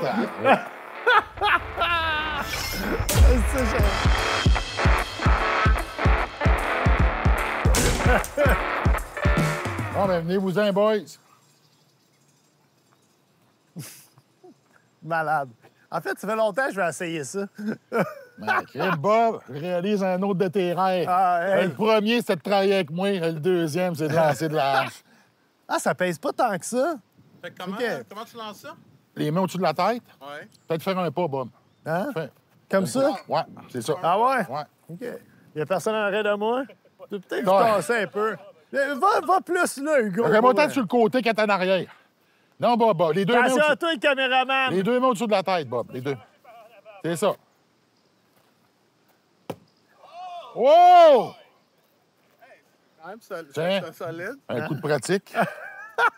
Bon, fait que là, comme ça. Ouais. Pierre-Luc est compétitif, je le sais. Oh! Oh! Tabarouette! Hey, on a de la pression, là. Malade. Bon, Bob, t'as 3 chances. J'ai 3 chances. Ouais. Toi, t'en lances pas de hache. On a 3 lancés. À moi, euh. ça va être toi, Pierre-Luc, puis moi. Ouais. De lancer pourquoi, là? C'est quoi? C'est Il faut qu'on pogne la cible, là. Il y a une bûche là-dedans, là. Pas mon mère. Pogner la grosse dans le milieu. Toi, c'est parfait. Faut pogner dans le milieu le plus au centre possible. Bob, t'en as 3. J'en ai un autre tout de suite. Ouais. OK. Ouais. Celle-là va rentrer au poste, là. Peut-être pas. Ben, la bonne nouvelle, c'est qu'ils tombent tous à la même place. Non, c'est pas pour toi, Bob. Non. Mais tu m'as vu, j'étais un gars de scie mécanique, c'est pour ça, Hugo. J'étais un gars de chaîne, ça. Ouais. Bob, d'un chantier de bûcheron, tu feras la cuisine. C'est moi, tu vois? C'est à ton tour. OK, fait que là, un pas de même. Ouais, J'ai jamais ouais. fait ça avant. Ouais, t'es pas pire à date, là. Elle a touché, mais elle n'a pas resté. Un peu trop haut. Oh! Oh! C'est bon, ça. C'est bon, Pierre-Luc. Hey! Oh!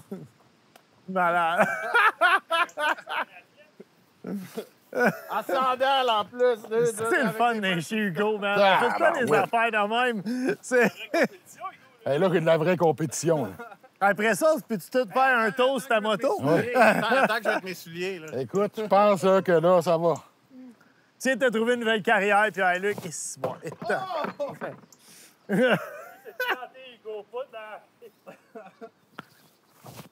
Tabarnak! Hugo, lui, veut passer la hache au travers du mur. C'est ça son but. Qu'est-ce que tu coupes la hache en deux? La hache en deux. Hugo, il élimine la compétition. Hey, on peut faire d'autres shots, là, on s'amuse.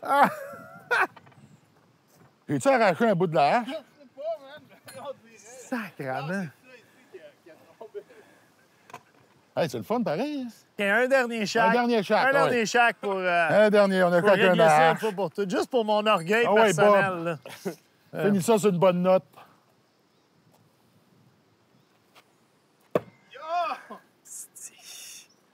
Manquez un peu de force, manquez Ah, un peu tiens, de Bob, force. 3 chances, 3 chances. Trois tiens. chances. Ah ouais, 3 chances. C'est beau. Ah! Hey, pas... Celle-là, c'était un peu robbery. J'ai fait voler. Yes! Wow! Et ça, c'était...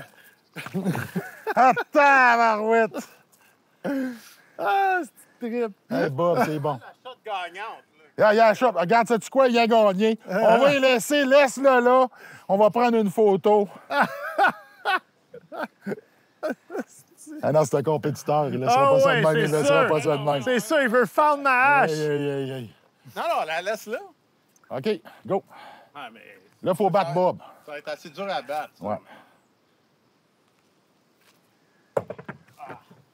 Ah, je peux pas croire qu'on s'est fait clencher par Bob.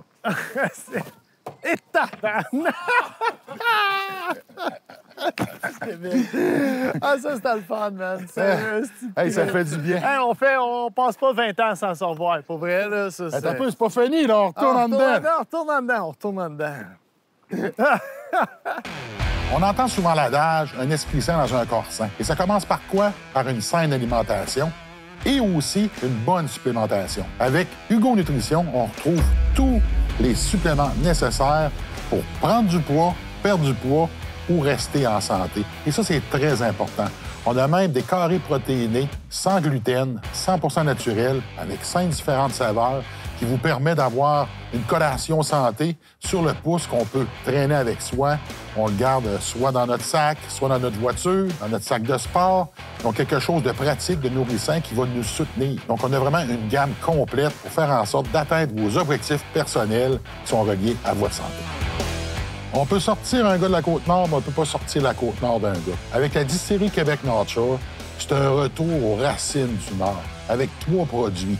La Volca est une vodka, mais tout le monde appelle ça de la Volca par chez nous. Un amaretto québécois avec des produits de la Côte-Nord émis. Et le Colonel Bob, un rhum épicé aux saveurs de la Côte-Nord. Vous voulez rendre votre événement un peu spécial et le rendre un peu plus festif?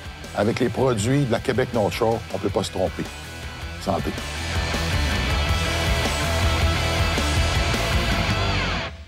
Tiens, Bob, je t'en donne une autre surprise. Je vous ai vu élever ça. Tu sais que je suis pas capable. Ah, elle sait que t'es pas capable. Ça, à 2 mains. Peut-être jusqu'à mes genoux. Oui. Quand même. Tu sais que ma grand-mère, 98 ans, elle le fait aussi à 2 mains. J'en doute pas. Ouais. À une main, c'est tough parce que le handle, la poignée dans le milieu est un peu grosse. C'est pas tout le monde qui est habitué de jouer avec des gros manchons de main. C'est temps-en sa plante. Mais l'idée ici, là, c'est, oui, si tu le lèves d'une main, tu l'emmènes à la taille, tu es considéré un homme fort. Puis avant, je te dirais, je pense que c'est début des années 80, il y avait seulement qu'un gars, c'était Bill Kazmaier, qui avait réussi à lever le Thomasin John Bell d'une main, l'emmener à bout de bras. Puis en 2006... Ça, à une main? À bout de bras. En 2006, j'ai fait 2 répétitions. 22 répétitions d'un bras. OK. Toi, t'étais capable de lever? 22 fois. 22 fois. Ouais, ça, c'était le record du monde. Là, Là, cette heure, relève plus. Là. ici, genre. Ouais, tu peux le lever à 2 bras ici, puis après ça... Après ça, ben, tu es capable de le faire. Ta grippe, là, quand tu es, mettons, bien réchauffé, bien préparé, tu as 1 ou 2 chances, parce que la difficulté, c'est de le soigner et de l'emmener à l'épaule. Ouais. D'un swing, parce que la poignée est vraiment grosse. Les mains grosses comment, à peu près? Là? Ouais, un petit peu plus, ouais. Ici... Allez, vas-y, ouais. Ouais, non, mais à 2 mains, là, à 2 mains... À 2 mains, il n'y a rien là. Mais à une main, là... On dirait qu'il faudrait de la... On va aller en chercher. Hey, c'est choquant, hein? Mais toi, t'as fait de la boxe pis tout. À 2 mains, je suis capable. Mais à une main, ça te blesse. Je suis pas... Fait que c'est fait parce que si tu le fais à une main, tu forces là-dessus, tu peux pas te blesser. Tu peux pas te blesser parce que tu peux pas lever. Ta main, t'as pas le temps de forcer avec ton dos parce que la main, elle peut se le tenir. Une shot à nous.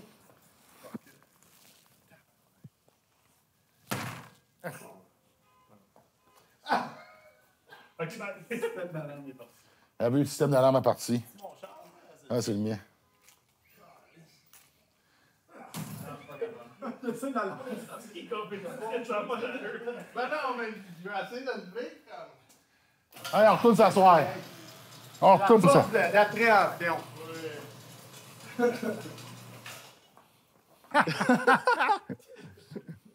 Hey, c'est bon, le petit drink. Hein? C'est très bon. Hey, je te Mais regarde. sérieux, boire ça à une main, là, c'est... Alors, ça, là, chez nous, là, dans la famille, quand t'as 18 ans, c'est pas quand t'as 18 ans d'âge. C'est quand t'es capable de le prendre d'une main Ah, ouais. puis vider ce qu'il y a dedans. Mais moi, je me suis cassé le poignet trop souvent comme ça. Ce main-là, je suis capable, là, mais ça... La gauche, hein? Mettez Ouais, non, droitier. c'est parce que je me suis cassé, OK. je me suis cassé Ouais, le j'avoue, t'as une scaphoïde bosse. comme 2 fois, puis j'ai une plaque dans le bras, puis ça... Tabarnak, man. Bob, ça aurait réglé tes problèmes de consommation d'alcool. Ah, Écoute, j'avais tu peux tout le temps une boire- paille pas loin.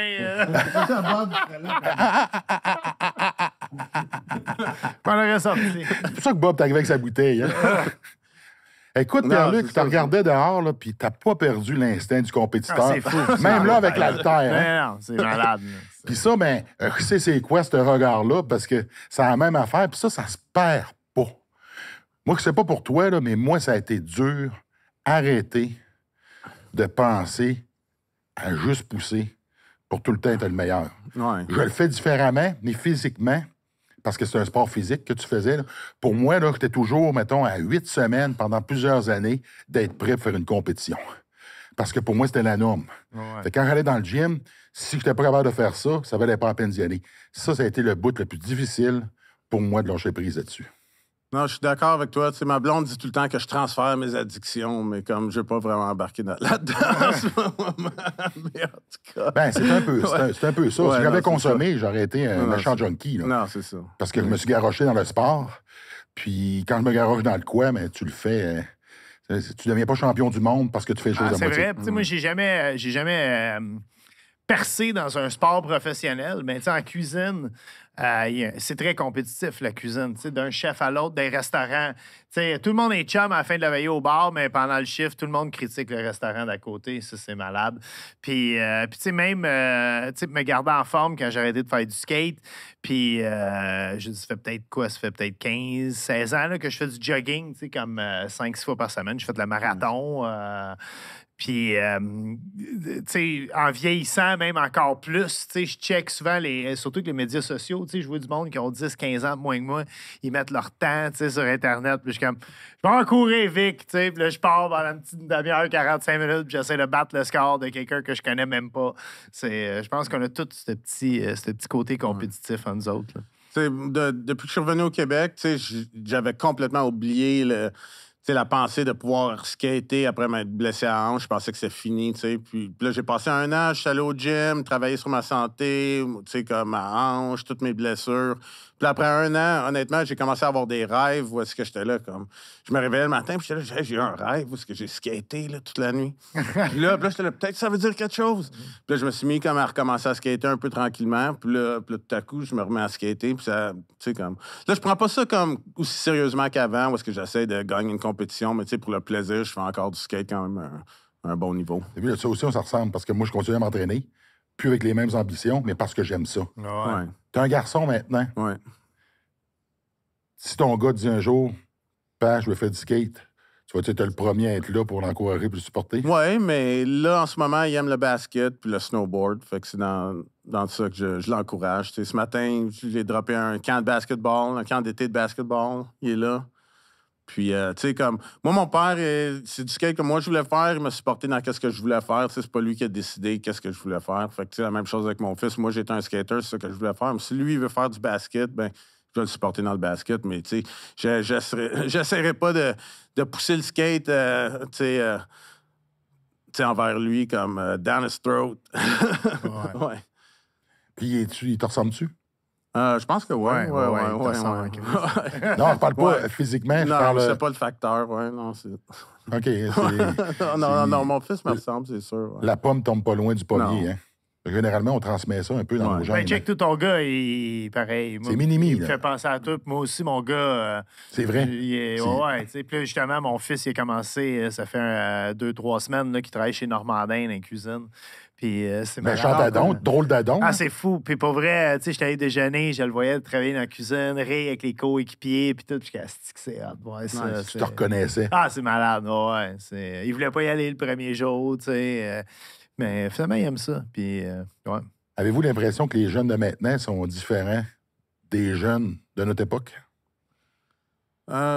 C'est sûr qu'avec les réseaux sociaux, c'est vraiment différent. Tu sais, moi, en tout cas, c'est une longue conversation, tout ça, comme essayer de limiter ça, puis essayer de comme, tu sais, que ça soit pas quelque chose qui est nocif, mais comme essayer de peut-être les laisser, mais sans trop. En tout cas, c'est vraiment difficile à gérer, là, tu sais, avec 3 jeunes enfants à la maison, puis TikTok, puis Instagram, puis tout ça. C'est fou. Puis là, man. des fois, je suis là comme, hey, tout ce que tu vois sur TikTok, là, écoute, tu peux pas là, te baser comme ton opinion là-dessus tout le temps, là, comme...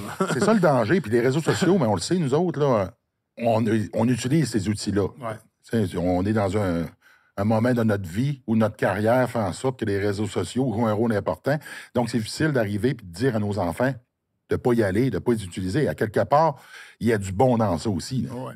Non, c'est ça. C'est comme nous, quand on était jeunes, on n'avait pas les réseaux sociaux. Mais là, maintenant, on gagne notre vie en partie à cause des réseaux sociaux. Même moi, avec le skate, tu sais, c'est comme ma blonde a dit les réseaux sociaux, delete ça. Je suis là. Ouais, mais tu sais, si j'avais pas ça, comme quand je faisais du skate, mes commandites, j'avais besoin de poster des trucs sur les réseaux sociaux. Tu sais, même des fois, il y a des gars qui sont invités à une compétition, puis c'est là, combien de followers il y a? OK, on peut y payer un vol. Puis, Parce que même si t'es pas influenceur, t'en es un par la bande. Exactement, tu sais. Fait que c'est quasiment comme requis. Ça fait partie de ta job, ta carrière, d'avoir une présence sur les réseaux sociaux. Mais en même temps, tu veux pas que tes enfants vivent là-dessus puis que toute leur vie soit comme influencée juste par ça, tu sais. Ça rend-tu des choses plus faciles pour leur génération versus la nôtre? Je pense que oui, un petit peu, moi. Ouais, pour certaines affaires, pour d'autres, non. Tu sais, moi, j'ai essayé justement là, de gérer ça. Mon gars, il s'est mis à lire des vrais livres. Puis ça, moi, je trouve ça cool. Pour vrai, là, parce que ma femme est écrivaine. Fait que lire chez nous, c'est quelque chose qu'on fait beaucoup. Ouais. C'est quelque chose qu'en vieillissant, moi, j'ai appris à faire. C'est un moment de détente pour moi. Puis c'est vraiment cool, ça aussi. Là. Moi, j'essaie de créer un équilibre. Oui, tu peux checker des réseaux sociaux, mais tu peux pas faire ça toute la journée. Il faut que tu fasses un peu de sport. Fait que, on lève pas des poids à terre comme vous deux, ça, c'est sûr. Mais, on va aller jouer au soccer, on se pitche à la balle dans la cour avec nos vieilles mythes de baseball.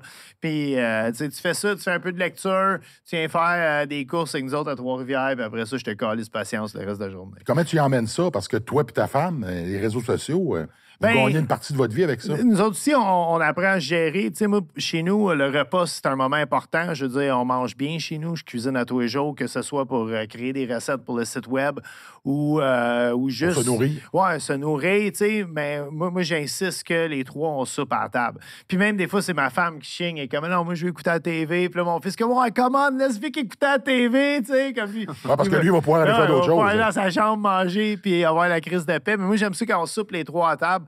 Puis, tu sais, je m'arrange que si, admettons, il y a une photo à être prise du plat parce qu'elle s'en va sur les médias sociaux ou quoi que ce soit, je m'arrange que ce soit fait avant que tout le monde soit assis à la table.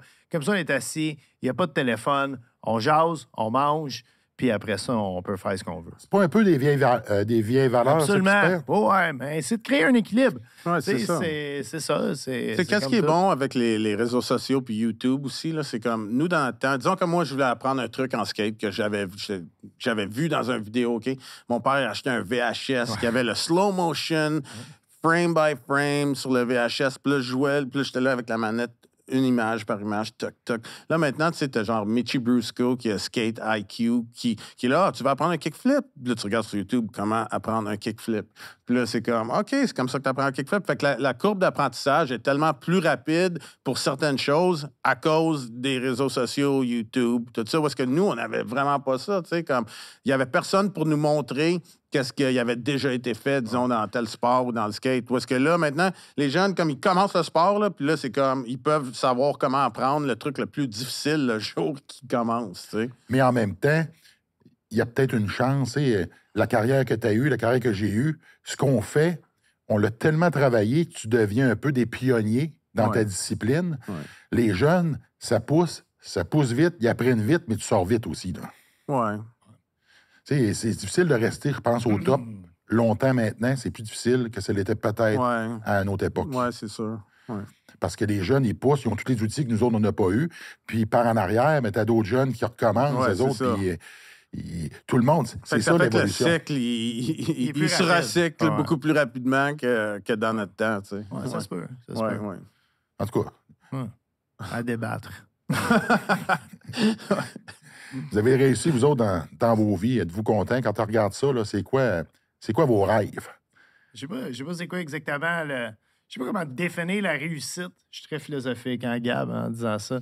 Mais, non, mais dis, c'est sûr, je suis content que tout ait marché au-delà de mes attentes. Là. Tu sais, non, mari. mais quand je faisais du skate avec lui, mettons, à Boucherville, je pensais pas que j'étais pas. On avait fait 3 livres de cuisine, un site web, plein de shows de TV, puis tout ce qui va avec. Tu sais.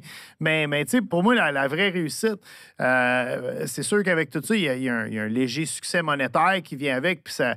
Tu sais, l'argent, moi, j'étais très heureux quand j'étais cuisinier, puis je faisais pas beaucoup d'argent. C'est sûr que ça facilite les choses un peu plus, d'en faire un peu plus. Mais tu sais, pour moi, la vraie réussite, c'est quand j'arrive. C'est pas juste la job. J'adore ma job. Ça, c'est une réussite de pouvoir vraiment faire ce que j'aime. Mais la vraie réussite, c'est quand j'arrive chez nous le soir, j'étais avec ma femme, mon ado, là, je vois un autre kid, tu sais, puis avoir du temps à passer avec eux autres. Ça, pour moi, c'est une vraie réussite. Là. Ça, c'est cool au bout. Tu sais, vous partez de la même place, dans le même skatepark. Ouais. On se retrouve ici aujourd'hui. Ouais. Les deux, une belle carrière. Mais on n'a pas réussi tant que ça. Fait que toi, PL, c'est quoi le prochain move? C'est quoi le prochain move? Tu sais, là, je veux juste comme m'occuper de mon fils, ma famille, essayer un peu de me réinventer, puis organiser des compétitions. Tu sais, j'ai fait tellement de compétitions dans ma vie, puis j'ai fait partie de la compétition, là, comme être en charge de la compétition, puis essayer d'être la voix des skaters pour runner l'événement, puis un peu savoir ce qu'eux veulent, parce que j'ai été à leur place pendant tellement longtemps. Puis là, les écouter, puis comme un peu être comme la personne entre l'événement, le festival, puis les riders. Tu sais, j'ai bien du fun à faire ça. Fait que là, t'as trouvé ta place. Ben, écoute, je commence à trouver ma place. C'est sûr que c'est une transition quand même assez difficile, puis un peu au début. Là, tu sais. Honnêtement, arrêter de faire du skate, puis essayer de trouver quelque chose d'autre qui me passionnait autant que le skate. Je sais pas si ça va même arriver, mais tu sais, ça commence à arriver, puis tu sais, j'ai du fun à faire ça. Comme ils disent, le temps arrange bien les choses. Ouais. Ouais, mais c'est pas juste ça. C'est juste que, tu sais, au moins, je me suis arrangé que j'ai pas eu besoin de me trouver une job le jour que j'ai arrêté de faire du skate, tu sais, puis j'ai eu un coussin, puis je suis là comme, OK, là, je peux prendre une couple d'années pour essayer d'essayer des choses. Certaines choses fonctionnent pas, certaines choses, j'aime beaucoup faire de la photo, vidéo, je travaille un peu là-dedans, je travaille avec un événement. Je fais encore du skate, je m'entraîne, je m'occupe de ma famille. Écoute, ça, c'est en masse de stock pour occuper mon temps, tu sais. Parce que moi, je t'écoute parler, là, puis la passion est encore là. Ouais. Tu sais, puis le vrai défi, c'est ça, quand tu parles de passer à d'autres choses, c'est plus une question monétaire, parce que ce qui te drive à un moment donné, c'est pas l'argent. Parce que la dernière affaire que je pensais, moi, quand j'ai mis le livre sur le dos, les gens ne veulent plus avancer, que les poumons te brûlent, c'est pas ça va être quoi le chèque quand je vais arriver. Là. Ouais. C'est d'arriver à la ligne d'arrivée. Puis la fameuse ligne d'arrivée, quand tu arrives à un moment dans ta vie où tu es rendu à 40 ans ou 50 ans, puis que tu te rends compte que tes meilleures années sont en arrière, ce qui te drive encore, c'est la passion. Ouais. C'est de trouver quelque chose qui va te passionner, puis ça, c'est difficile. Là. Ouais. Yeah. Passion, son. Puis je pense qu'on est 3 passionnés ici autour de l'établi. Avec nos Puis, petits cocktails. Ouais. Merci Voilà, beaucoup et bien passé un beau moment. Yo, merci pour ce petit voyage dans la nostalgie, Hugo Gérard, Pierre-Luc. Trop content que tu aies participé à tout ça, man. Merci. Ça fait plaisir. Merci beaucoup. Beau Merci, cadeau, les gars. Bob, hein? Mais J'en ai un autre pour toi, mais ça va être pour un autre jour.